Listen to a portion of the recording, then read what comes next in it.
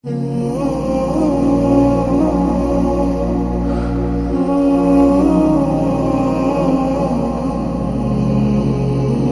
الله الرحمن الرحيم الحمد لله رب العالمين والصلاة والسلام على سيد الأنبياء والمرسلين محمد وآله وصحبه أجمعين أما بعد فأعوذ بالله من الشيطان الرجيم بسم الله الرحمن الرحيم ألا إن أولياء الله لا خوف عليهم ولا هم يحزنون صدق الله العظيم. وفي عقائد أهل السنة والجماعة كرامات الأولياء حق.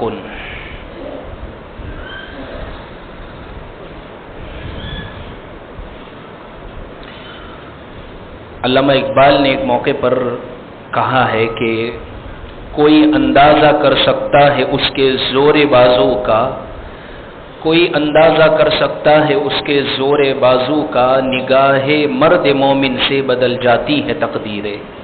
اس شعر کا مطلب کیا ہے اور یہ شعر انہوں نے کب کہا تھا میں آگے آپ کے سامنے ذکر کرتا ہوں، مگر آج جس عنوان اور جس حوالے سے آپ کے سامنے بات ذکر کرنی ہے وہ دراصل پیران پیر سیدنا شیخ عبد القادر جیلانی رحمۃ اللہ علیہ کے حوالے سے چند باتیں ذکر کرنی ہے. دوسرے پارے میں اللہ رب العزت نے اس امت کی خصوصیت یہ بیان فرمائی ہے وَكَذَلِكَ جَعَلْنَاكُمْ أُمَّةً وَسَطًا، اللہ نے تمہیں وسط درمیانی امت بنایا ہے. نہ تمہارے اندر بہت افراط ہوگا، نہ تمہارے اندر بہت تفریط ہوگی، نہ کسی کو حد سے زیادہ غلو کرو گے کسی کی تعریف میں، نہ کسی کی تفریط میں کسی کو نیچا دکھانے کے اندر تم بہت زیادہ گر جاؤ گے. اسی لیے اچھے آدمی کی ایک صفت کتابوں میں یہ لکھی ہے کہ وہ بالکل متوسط اور درمیانی چال چلتا ہو.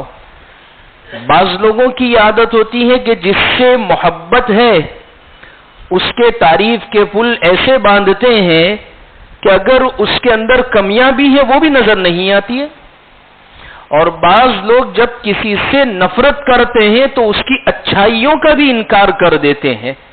کیوں؟ وجہ یہ ہے کہ صرف نفرت کی بیز اور بنیاد پر.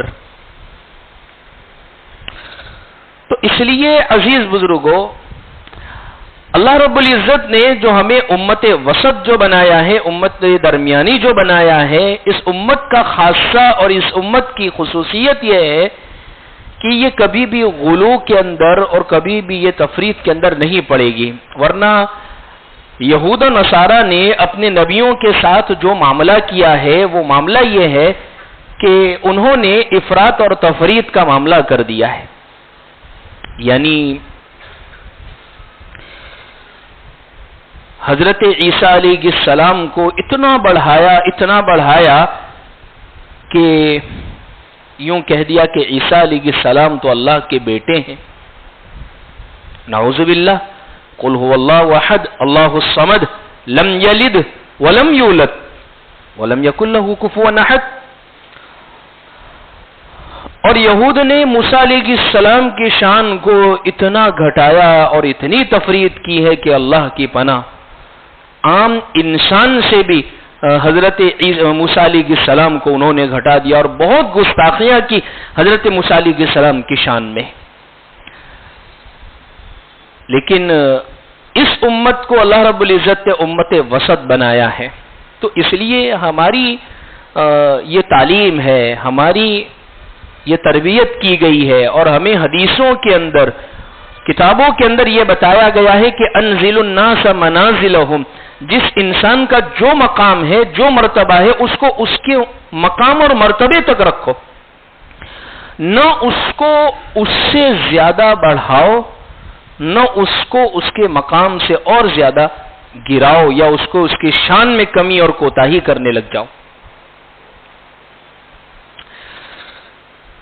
سیدنا شیخ عبد القادر جیلانی رحمۃ اللہ علیہ کے حوالے سے امت نے یہی کام کر دیا ہے۔ اہل سنت والجماعت ہمارا یہ عقیدہ ہے، بہت سارے بڑے بڑے 10 عقائد میں ایک بہت بڑا عقیدہ ہمارا یہ ہے کہ کرامات الاولیاء حق، ولیوں کی جو کرامت ہوتی ہے وہ حق ہے، یعنی ولیوں کی کرامتوں کو ہم مانتے ہیں، اس لیے کہ اس کرامت کے پیچھے جو طاقت کار فرما ہے، جو طاقت کام کر رہی ہے، جو حکم ہوتا ہے وہ اللہ کا ہوتا ہے اور ولی کے ہاتھ پر ہوتا ہے۔ اسی کو اگر نبی کے ہاتھ پر خرق عادت اگر کوئی چیز ظاہر ہوئی ہے تو اس میں بھی یہی بات ہے، حکم اللہ کا ہے اور وہ معجزہ نبی کے ہاتھ سے ظاہر ہوا ہے۔ جیسے حضرت صالح علیہ السلام کی قوم نے اپنے نبی حضرت صالح علیہ السلام سے یہ کہا، ہم آپ کے اوپر اس وقت ایمان لائیں گے جب یہ بڑی چٹان، یہ جو پہاڑ دکھ رہا ہے، اس کے اندر سے آپ ایک 9 مہینے کی اونٹنی، یعنی ایسی اونٹنی جس کے پیٹ میں حمل ہو، ایسی آپ اس میں سے نکالیے، پتھر میں سے اونٹنی نکالنا ہے، وہ نکل کر فوراً بچہ جنے، تب ہم آپ پر ایمان لائیں گے۔ عیسیٰ علیہ السلام حضرت صالح علیہ السلام اللہ کی طرف رجوع ہوئے، اللہ سے دعا کی، اور وہ معجزہ جوں کا توں ظاہر ہوا، اونٹنی اس میں سے نکلتی ہے، بچہ وہ جنتی ہے، اور اس کے بعد جو قوم نے کہا تھا اس کے مطابق وہ بات ہو گئی ہے۔ خیر ان کی قسمت میں ہدایتیں نہیں تھی، وہ ایمان نہیں لائے، لیکن یہ جو معجزہ اور تمام انبیاء کرام کے جو معجزات جو ظاہر ہوئے ہیں اس میں اللہ کا امر کن، اللہ کا حکم ہے، وہ کار فرما ہے۔ اس لیے قرآن مجید میں سورہ نجم کے اندر اس بات کی طرف اشارہ کیا گیا ہے کہ ان هو الا وحی یوحى، نبی کوئی بھی بات، کوئی بھی کام اپنی طرف سے نہیں کرتے، وہ ڈائریکٹ اوپر سے لے کر بولتے ہیں۔ تو الغرض ہمارا یہ عقیدہ ہے، ہم اس بات کو مانتے ہیں کہ ولیوں کی جو کرامت جتنی ان کے ہاتھ سے اللہ کی طرف سے ظاہر ہوئی وہ حق ہے، لیکن ایسی کرامت اور ایسی بات ان کی طرف منسوب کرنا جو ان سے صحیح سندوں کے ساتھ ثابت نہیں ہے، یا اس مقام تک پہنچا دینا جو مقام صرف اور صرف اللہ کا خاصہ ہے، جو صرف اللہ کی خصوصیت ہے، اس کو منع کہا گیا ہے۔ قرآن مجید میں اس کو منع، حدیث پاک میں حضور اکرم صلی اللہ علیہ وسلم نے یہی تو فرمایا تھا صحابہ سے کہ دیکھنا تعریف کے اندر، مبالغے کے اندر مجھے اس حد تک نہ پہنچا دینا جس طریقے سے حضرت عیسیٰ علیہ السلام کے ماننے والوں نے ان کے نبی کو پہنچا دیا تھا۔ تو الغرض ہم یہ مانتے ہیں کہ ولیوں کی کرامت، اور کسی نے بڑی پیاری بات کہی ہے کہ نہ کتابوں سے، نہ وعظوں سے، نہ زر سے پیدا، نہ کتابوں سے، نہ وعظوں سے، نہ زر سے پیدا، علم تو ہوتا ہے پیدا بزرگوں کی نظر سے پیدا۔ یعنی انسان کو علم کی بو اور خوشبو جو آتی ہے، انسان کو جو بہت ساری مرتبہ ہدایت اور راہ راست نصیب ہوتی ہے، کسی نگاہ مرد مومن کی جو نظر اس کے اوپر پڑتی ہے، اللہ رب العزت اس کی وجہ سے اس کو کامیاب فرما دیتے ہیں۔ میں نے ابھی یہ جو شعر پڑھا ہے علامہ اقبال نے، یہ شعر جس موقع پر کہا یہ بڑا سننے لائق ہے۔ علامہ اقبال بہت کایا پلٹ شاعر تھے اور زبردست ان کی شاعری کے اندر وہ تصوف، وہ علم اور وہ ذوق پایا جاتا ہے۔ ان کی ہر شاعری کے پیچھے ایک پس منظر، ایک بیک گراؤنڈ ہے کہ کیوں کہا ہے علامہ اقبال رحمت اللہ علیہ نے اس شاعری کو۔ جیسے اب یہی شاعری آپ دیکھ لیجئے، میں نے جو ابھی آپ کے سامنے ذکر کی ہے کہ نگاہ مرد مومن سے بدل جاتی ہے تقدیریں، یہ کس موقع پر کہا ہے؟ ایک مرتبہ ایک دہریہ، ایک ناستک علامہ اقبال رحمت اللہ علیہ کی خدمت میں آیا اور کچھ سوال کیے اللہ کی ذات اور اللہ کی صفات اور توحید کے متعلق علامہ اقبال نے اس کو بہت سمجھایا، بہت دلیلیں دی، وہ کسی موقع پر وہ ماننے کے لیے تیار نہیں ہے، وہ سمجھنے کے لیے تیار نہیں ہے، سب دلیل علامہ اقبال کی کاٹ دی، نہیں یہ دلیل غلط ہے، اس کا یہ جواب، یہ دلیل غلط ہے، اس کا یہ جواب۔ علامہ اقبال پریشان ہے، اور اس موقع پر اس وقت کے ایک بہت بڑے پیر و مرشد، ایک بہت بڑے بزرگ ولی کامل، ان کی خدمت میں اس دہریے کو، اس ناستک کو لے کر گئے کہ چلو وہ آپ کی بات کا جواب دیں گے۔ جیسے ہی علامہ اقبال رحمۃ اللہ علیہ اس کو لے کر وہاں پہنچے، اور جیسے ہی ان کی نظر ان کے اوپر پڑی ہے، بس انہوں نے، وہ اللہ والی شخصیت نے اس کی کمر پر ہاتھ مارا اور فرمایا بھائی کیا ہے، کیا سوال ہے، کیا جواب ہے، کیا سوال ہے تمہیں، اور کیا اعتراض ہے تمہیں اس کے متعلق؟ کیا تم توحید کا انکار کرتے ہو؟ کیا تم اللہ کا انکار کرتے ہو؟ بس اتنا سوال کیا ہے۔ وہ شخص کہنے لگا نہیں، میں توحید کا نہ انکار کرتا ہوں، نہ اللہ کے وجود کا انکار کرتا ہوں، میں مانتا ہوں کہ اس کائنات کو چلانے والی ایک ہستی ہے، ایک ذات ہے، اور وہ ذات وحدت الوجود ہے، وہ اکیلی ہے اور وہ تنہا ہے۔ اس موقع پر بے ساختہ علامہ اقبال رحمت اللہ علیہ کی زبان سے یہ جملہ نکل پڑا کہ نگاہ مرد مومن سے بدل جاتی ہیں تقدیریں، بس وہ اللہ والے کی نظر پڑنی تھی، اور یہی۔ اور جب اللہ کے نبی صلی اللہ علیہ وسلم ہجرت فرما کر آئے، کعب بن مالک، ایک یہودی بہت بڑے جو عالم تھے، کعب احبار غالباً ان کا نام تھا، بہت بڑے، وہ اپنی کتاب کے عالم ہیں اس موقع پر، یہودی بہت بڑے عالم ہے، پہلی مرتبہ صرف حضور کا چہرہ دیکھا ہے۔ دیکھیں عام آدمی کو سمجھانا بہت آسان ہوتا ہے، پڑھے لکھے کو سمجھانا، علماء کو سمجھانا، گریجویٹ کو سمجھانا بہت مشکل ہوتا ہے۔ وہ جو شخص تھے جو یہودی تھے اور یہودیوں میں بہت بڑے عالم شمار ہوتے، جن کا ڈنکا بجتا تھا مدینہ کے اندر، حضور کو صرف دیکھا ہے، بس صرف دیکھا ہے چہرہ حضور کا، بے ساختہ ان کی زبان سے یہ نکل پڑا یہ چہرہ کسی جھوٹے کا نہیں ہو سکتا ہے، اور میں گواہی دیتا ہوں اور میں ایمان لاتا ہوں کہ آپ اللہ کے رسول ہیں۔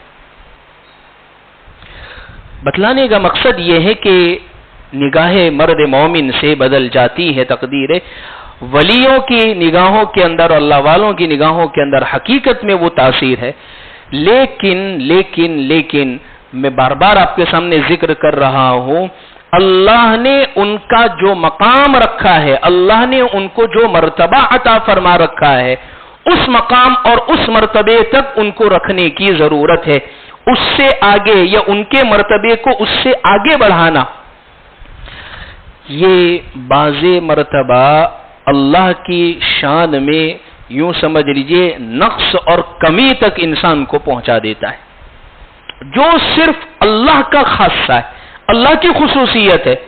پیدا کرنے والی ذات اللہ کی ہے، رزق دینے والی ذات اللہ کی ہے، اولاد دینے والی ذات اللہ کی ہے، موت دینے والی ذات اللہ کی ہے، یہ تمام کے تمام چیزیں یہ اللہ کا خاصہ ہے۔ بعض مرتبہ انسان ان کی طرف نسبت کر دیتا ہے، یہ اللہ کی شان میں نقص اور کمی ہے۔ میں حضرت پیران پیر رحمت اللہ علیہ کے حوالے سے چند باتیں آپ کے سامنے ذکر کرنا چاہتا ہوں۔ سب سے پہلے ان کے مقام، ان کا مرتبہ، کب دنیا میں تشریف لائے، اور ان کی باتیں بہت اہم ہے، وہ سننے اور سمجھنے کے لائق ہیں۔ بس ہم پیران پیر رحمت اللہ علیہ کے حوالے سے کتنی باتیں جانتے ہیں؟ ایک تو ہم یہ جانتے ہیں کہ ان کو پیران پیر کہتے ہیں، بڑے پیر کہتے ہیں، غوث اعظم کہتے ہیں، جیلانی تھے یعنی جیلان کے رہنے والے تھے، اور ان کا ایک مہینہ آتا ہے جس میں 11ویں کی جاتی ہے۔ اس کے علاوہ ان کے استاذ کون تھے، ان کے شاگرد کون تھے، ان کے ماں باپ کون تھے، اور ان کی تعلیمات کیا تھی، ان کا مسلک کون سا تھا، اور اسی طریقے سے ان کے اقوال کیا تھے، انہوں نے زندگی میں کس چیز کی دعوت دی، یہ کہاں رہنے والے تھے، اس نہیں معلوم ہے، ہم نہیں جانتے ہیں ان کے متعلق۔ مسلمانوں کا ایک تو یہی تو رونا ہے کہ وہ کسی بھی فیلڈ میں ریسرچ اور تحقیق کرتا ہی نہیں ہے، جانتا ہی نہیں ہے، وہ پڑھتا ہی نہیں ہے، علم نہیں ہے، بس سنی سنائی بات کہ ہاں بھائی فلاں نے مولوی صاحب سے سن لیا، ارے زبردست وہ انہوں نے کرامت اور زبردست بات بتائی ہے. اب وہ مولوی صاحب نے جو بتائی ہے وہ تحقیقی بات ہے یا نہیں ہے، اس بات کا حوالہ ان کے پاس موجود ہے یا نہیں ہے، بس بتا دے بہت اچھی بات ہے. اس حوالے سے چند باتیں میں آپ کے سامنے ذکر کرنا چاہتا ہوں. میں نے قرآن مجید کی ایک آیت پڑھی ہے. اللہ رب العزت فرماتے ہیں الا ان اولیاء اللہ لا خوف علیہم ولا هم یحزنون. جو لوگ اللہ کے دوست ہے، اللہ کے ولی ہے، ان کو کل قیامت کے دن نہ کوئی خوف ہوگا نہ وہ غمگین ہوں گے. اللہ کا دوست، اللہ کا دوست بننے کا مطلب یہ ہے ایسی زندگی اپنائے کہ بس اللہ کو پسند آ جاوے بندہ، جس میں اللہ نے جتنی بھی چیزیں فرض کی ہے ان تمام پر عمل کرنا، حضور کی اطاعت زندگی میں ہونا، حضور کی باتوں کے مطابق زندگی کا گزارنا، یہ تمام چیزیں ضروری ہے. حضرت شیخ عبد القادر جیلانی رحمۃ اللہ علیہ کا جو نام ہے وہ عبد القادر ہے. جیلان یہ بغداد کا ایران کا ایک شہر ہے، یہ وہاں کے رہنے والے تھے، اور آپ کی کنیت ابو محمد ہے، یعنی ابو محمد سے آپ کو پکارا گیا. آپ کا لقب جو ہے وہ محی الدین ہے، اور شیخ الاسلام سے آپ کو جانا جاتا ہے. اور آپ کا جو مسلک ہے حنبلی المسلک ہے. جیسے ہم حنفی مسلک سے ہمارا تعلق ہے، ویسے شیخ عبد القادر جیلانی رحمۃ اللہ علیہ حنبلی المسلک سے تعلق رکھتے تھے. جیسے مکہ المکرمہ میں، مدینہ المنورہ میں اسی مسلک کے مطابق وہ عمل کرتے ہیں. اچھا، آپ کا خاندان کتنا اونچا خاندان ہے. آپ کی والدہ کی طرف سے جو آپ کا نسب نامہ جاتا ہے وہ حضرت حسین سے جا کر ملتا ہے، یعنی والدہ کی طرف سے آپ حسینی تھے، اور والد کی طرف سے جو آپ کا نسب نامہ جو جاتا ہے وہ حسنی تھے، یعنی والد صاحب کی طرف سے حضرت حسن سے خاندان سے ان کا تعلق، یعنی ماں باپ دونوں اعتبار سے پیران پیر جو تھے وہ سید گھرانے سے تعلق رکھتے تھے. اتنا ہی نہیں، آپ حضرت علی رضی اللہ عنہ کی 11ویں اولاد ہے، یعنی آپ کا نسب نامہ حضرت علی سے آگے جا کر 11ویں نسب میں مل جاتا ہے. اہل سنت والجماعت کے جو عقائد ہیں ان عقائد سے آپ کا تعلق ہے، اور اسی طریقے سے وہ تمام عقائد جو ہمارے اکابرین کے ہیں، وہ تمام عقائد جو ہمارے بزرگوں کے ہیں، وہ تمام عقائد جو اہل سنت والجماعت کے ہیں، وہ پیران پیر خود اس پر عمل پیرا تھے. بلکہ آپ خود فرماتے ہیں ہمارا عقیدہ وہی ہے جو صحابہ اور سلف صالحین کا عقیدہ ہے. اتنا ہی نہیں، آپ کی ولادت سن ہجری 471 جیلان میں ہوئی. اسی نسبت سے آپ کو جیلانی کہتے ہیں، اور یہ ایران کا ایک شہر ہے، اس کی طرف نسبت کی جاتی ہے، اور یہی وہ سرزمین ہے جس سرزمین میں انبیاء کی بھی آمد رہی ہے. اسی طریقے سے بہت مشہور واقعہ بچپن میں بچوں کو کتابوں میں بہت سنایا گیا ہے، جو آپ کی صداقت، آپ کی سچائی اور بچپن سے والدہ کی جو آپ کی تربیت تھی اس کو بتاتا ہے. بڑا مشہور سا واقعہ ہے، ہم سب نے اپنے بچپن میں یہ واقعے کو سن رکھا ہے کہ آپ نے بہت چھوٹی سی عمر کے اندر علم حاصل کرنے کے لیے سفر کرنا شروع کر دیا تھا، اور آپ کی والدہ نے آپ کو 40 سونے کے سکے جو دیے تھے اور ایک چھوٹی سی گدڑی بنا کر بغل میں سی دی گئی تھی جس میں اس کو چھپا دیا گیا تھا. راستے کے اندر ڈاکہ پڑتا ہے اور ڈاکو لوٹ لیتے ہیں اور تمام سے تمام چیزیں لے لیتے. ایک چلتے ہوئے چھوٹا موٹا ڈاکو پوچھتا ہے، اے بچے تیرے پاس کچھ ہے کیا؟ کہا میرے پاس 40 سونے کی اشرفیاں ہیں. وہ سمجھا شاید مذاق کر رہی یا ایسے ہی کہہ رہے. اور حقیقت میں جب تحقیق کی گئی، وہ اپنے سردار کے پاس لے گیا تو انہی کے پاس، آپ ہی کے پاس یہ 40 اشرفیاں نکلی. جب تحقیق کی اور آپ نے تمام حالات بتائے، کہا کہ آپ چھپا سکتے تھے، اپنی اشرفیوں کو بچا سکتے تھے، سب تو لوٹ لیا گیا. کہا کہ والدہ نے کہا تھا کہ بیٹا کچھ بھی ہو جائے کبھی بھی زندگی میں جھوٹ مت بولنا. ماں کی تربیت دیکھیے کتنا کام کرتی ہے. ماؤں کو تربیت کرنا بہت ضروری ہے اولاد کی. پوچھ ہوگی ان سے متعلق. بس یہ سننا تھا کہ وہ ایک کرنٹ جو دوڑتا ہے نا، ایسا کرنٹ دوڑ گیا تمام ڈاکوؤں میں.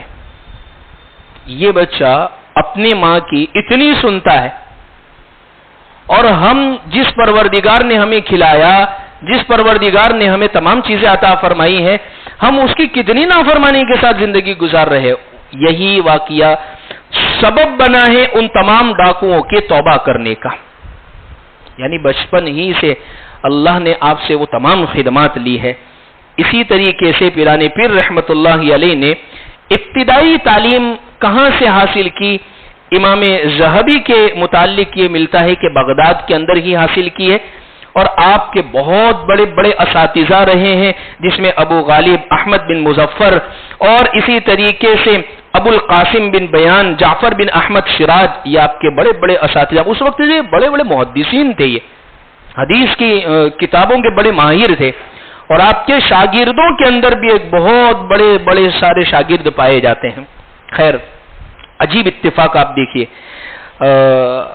آپ کی اولاد کے متعلق لکھا ہے کتابوں کے اندر کہ علامہ ذہبی رحمت اللہ علیہ نے حضرت کے بیٹے کے حوالے سے یہ بات لکھی ہے، یعنی پیران پیر کے بیٹے کے حوالے سے، کہ میرے والد کی کل 49 اولاد تھی، جس میں سے 27 بیٹے اور باقی سب بیٹیاں تھیں حضرت کی. اور شیخ نے 90 سال کی عمر پائی ہے، پیران پیر نے 90 سال کی عمر پائی ہے. اور ان کی تعلیمات کے حوالے سے ایک واقعہ بڑا عجیب لکھا ہے کہ جس موقع پر آپ بغداد میں تشریف لائے،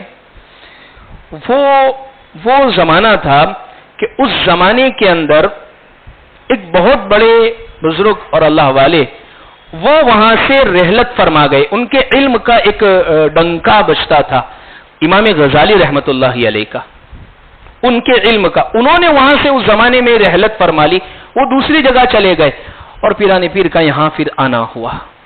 کہتے ہیں کہ ان کے بھاگ اور ان کے نصیب کتنے زبردست ہے کہ ایک علم کا جو سمندر یہاں سے رخصت ہوتا ہے تو ایک ولایت کا سمندر یہاں پر تشریف لاتا ہے اور لوگوں کی رہنمائی کرتا ہے.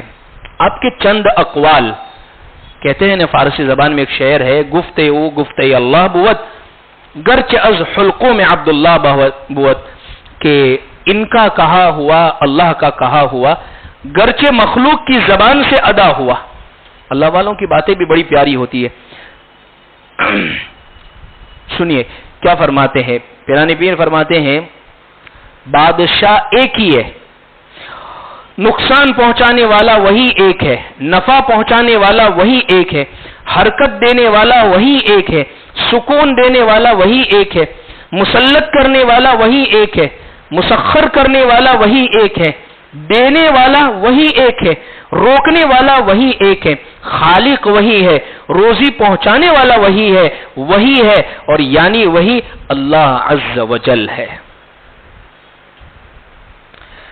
یہ بات ذرا ذہن میں رکھے اور اس بات کو ہم ذرا سوچے، جن کی پوری زندگی اللہ کی طرف بلانے میں، توحید کی دعوت دینے کے اندر اس بات کی طرف لوگوں کو لے جانے میں لگ گئی کہ بھائی سب اللہ کی طرف رجوع کرو، اللہ کی مانو اور اللہ کی طرف اپنے آپ کو جھکاؤ.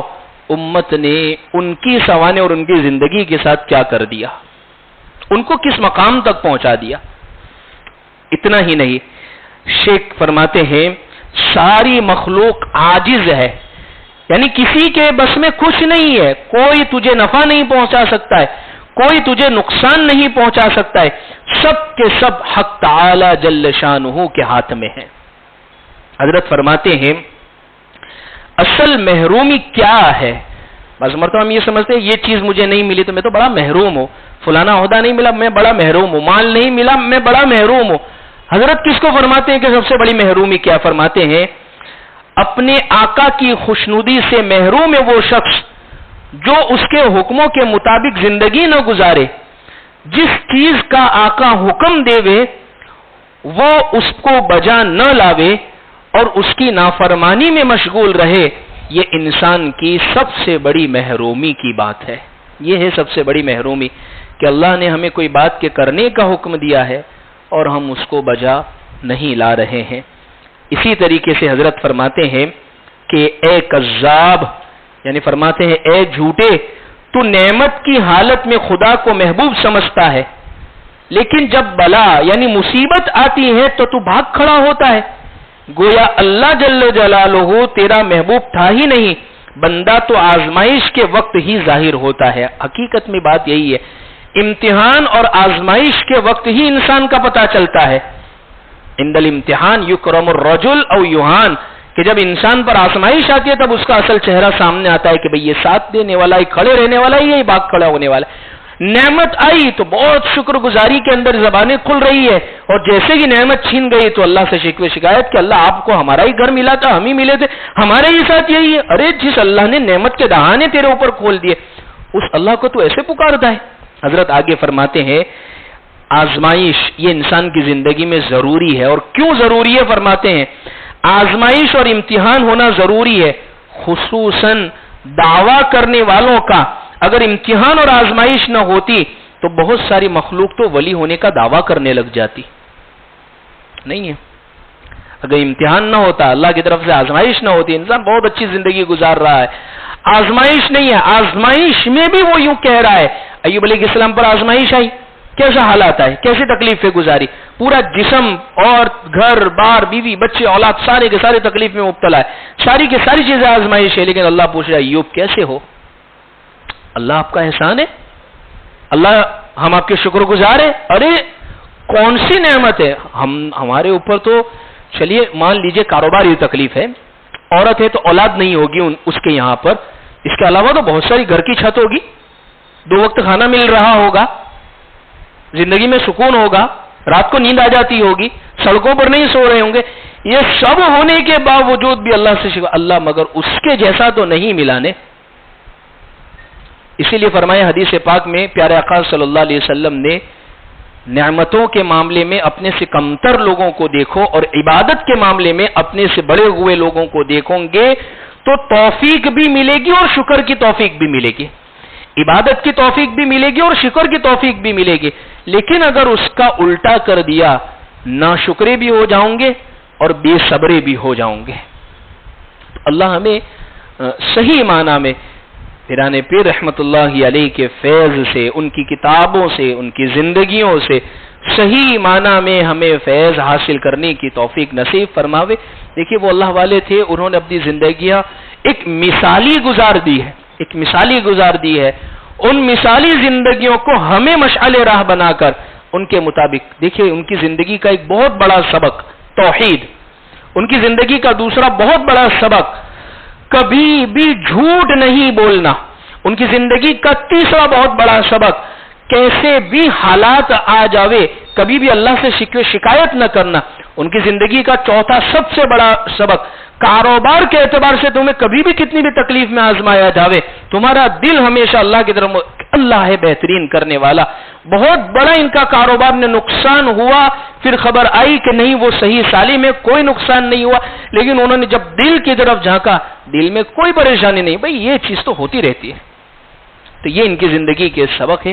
اللہ سے ہم دعا کرتے ہیں اللہ ہمیں ان باتوں پر صحیح معنی میں عمل کی توفیق عطا فرمائے۔ وآخر دعوانا ان الحمد للہ رب العالمین۔